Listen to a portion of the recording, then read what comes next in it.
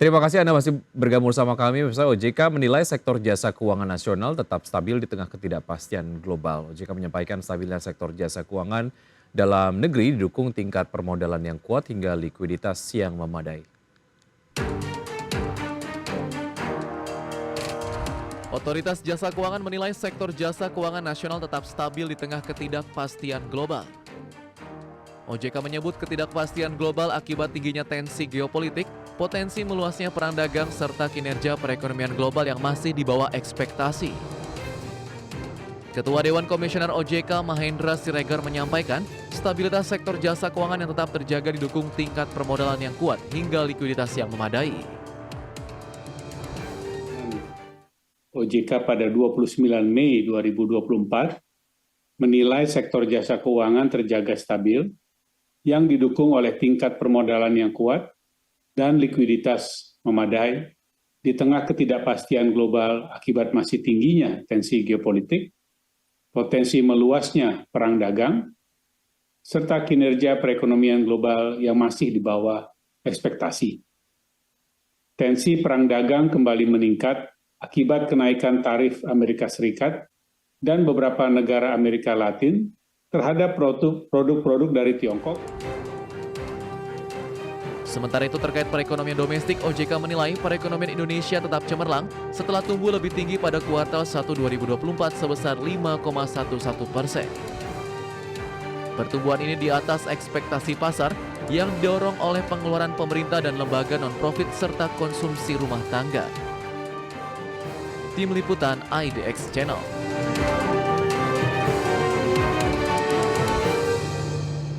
Pemirsa, rapat Dewan Komisioner OJK menilai stabilitas sektor jasa keuangan nasional tetap terjaga. OJK menyebut stabilnya sektor jasa keuangan nasional terjadi di tengah guncangan ketidakpastian global yang diakibatkan oleh sejumlah hal yang masih terus berlanjut hingga saat ini. Dalam pernyataan terbaru hasil rapat bulanan, Ketua Dewan Komisioner OJK Mahendra Siregar menyampaikan sejumlah sentimen global yang masih terus berlanjut. Di antaranya adalah konflik geopolitik, tensi perang dagang yang kembali meningkat akibat kenaikan tarif Amerika Serikat dan beberapa negara Amerika Latin terhadap produk-produk dari Tiongkok, kemudian otoritas moneter Eropa yang diperkirakan akan lebih akomodatif untuk mendorong perekonomian yang lemah di tengah tingkat inflasi yang mulai mereda. Serta Bank Sentral Tiongkok yang mengambil langkah akomodatif sejalan dengan pemerintahannya yang menerbitkan insentif fiskal yang agresif. Di tengah berbagai sentimen tersebut, perekonomian dan sektor jasa keuangan di Indonesia pun masih tercatat cukup berdaya tahan atau resilient.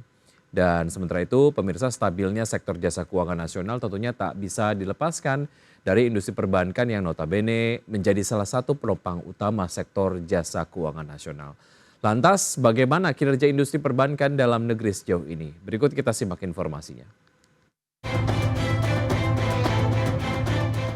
Otoritas Jasa Keuangan mencatat kredit perbankan per April 2024 tumbuh 13,09 secara tahunan menjadi 7.310 triliun rupiah. Kepala Eksekutif Pengawas Perbankan OJK, Dian Ediana Rai mengatakan penyaluran kredit yang cukup signifikan tersebut melanjutkan tren pertumbuhan kredit pada periode sebelumnya dan searah dengan target pertumbuhan kredit di tahun 2024. Dari sisi kinerja intermediasi pada bulan April 2024, kredit melanjutkan catatan double digit growth sebesar 13,09% year on year menjadi sebesar 7.310,7 triliun. Penyaluran kredit yang cukup signifikan tersebut ini melanjutkan tren pertumbuhan kredit sejak periode sebelumnya dan searah dengan target pertumbuhan tahun 2024. Tren pertumbuhan kredit yang baik ini menunjukkan dukungan dan tentu saja komitmen perbankan yang tinggi dalam mendukung pertumbuhan ekonomi nasional. Sejalan dengan pertumbuhan kredit, dana pihak ketiga juga mengalami pertumbuhan positif baik secara bulanan dan tahunan.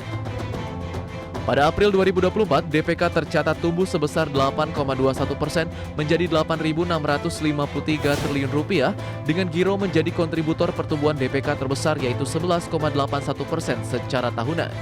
Tim Liputan IDX Channel. Ya, sejalan dengan pertumbuhan kredit, dana pihak ketiga perbankan juga mencatatkan pertumbuhan positif dan pada bulan April 2024 DPK tumbuh sebesar 8,21% secara year on year menjadi 8.653 triliun rupiah. Dari sisi kualitas kredit, data OJK menunjukkan kualitas kredit perbankan tetap terjaga dengan rasio NPL net perbankan sebesar 0,81% dan NPL gross sebesar 2,33%. Sementara itu likuiditas industri perbankan pada bulan April 2024 juga memadai dengan rasio alat liquid per non-core deposit dan alat liquid per dana pihak ketiga masing-masing sebesar 113,9 dan 25,6% atau jauh di atas threshold masing-masing sebesar 50% dan 10%. Adapun secara keseluruhan kinerja industri perbankan Indonesia per April 2024 dinilai oleh OJK tetap resilient dan stabil, didukung oleh tingkat profitabilitas ROA sebesar 2,51% dan NIM sebesar 4,56%. Serta permodalan perbankan yang tinggi sebesar 25,99%. Dan dari industri perbankan kita bergeser ke industri fintech peer-to-peer lending. Seperti apa situasi terkini dari industri peer-to-peer lending? Berikut informasinya. Otoritas Jasa Keuangan menyampaikan terdapat 3 penyelenggara dari 100 penyelenggara fintech peer-to-peer lending yang belum memenuhi ketentuan ekuitas minimum sebesar 2,5 miliar rupiah hingga akhir April 2024. Kepala Eksekutif Pengawas Lembaga Pembiayaan Perusahaan Modal Ventura, Lembaga Keuangan Mikro dan Lembaga Jasa Keuangan lainnya OJK, Agusman mengatakan pihaknya terus melakukan langkah yang diperlukan terkait kelanjutan action plan mengenai upaya pemenuhan kewajiban ekuitas minimum dari 3 perusahaan fintech lending yang dimaksud. Per April 2024, terdapat 5 perusahaan pembiayaan dari 147 perusahaan yang belum memenuhi ketentuan kewajiban ekuitas minimum sebesar 100 miliar rupiah. Sementara itu, saat ini terdapat 3 dari 100 penyelenggara P2P lending yang belum memenuhi kewajiban ekuitas minimum 2,5 miliar rupiah. OJK terus melakukan langkah-langkah yang diperlukan terkait progress action plan upaya pemenuhan kewajiban ekuitas minimum dimaksud, baik berupa injeksi modal dari pemegang saham maupun dari strategic investor yang kredibel dan juga pengembalian izin usaha. Sementara itu terkait pertumbuhan industri, OJK mencatat outstanding pembiayaan P2P lending pada April 2024 mencapai 62,74 triliun rupiah. Pencapaian pada April 2024 tumbuh sebesar 24,16% secara tahunan, lebih tinggi dibandingkan Maret 2024 yang tumbuh sebesar 21,85%. Tim Liputan IDX Channel. Ya, terkait industri pembiayaan terutama fintech peer-to-peer lending, OJK mencatat outstanding pembiayaan peer-to-peer lending pada April 2024 mencapai 62,74 triliun rupiah.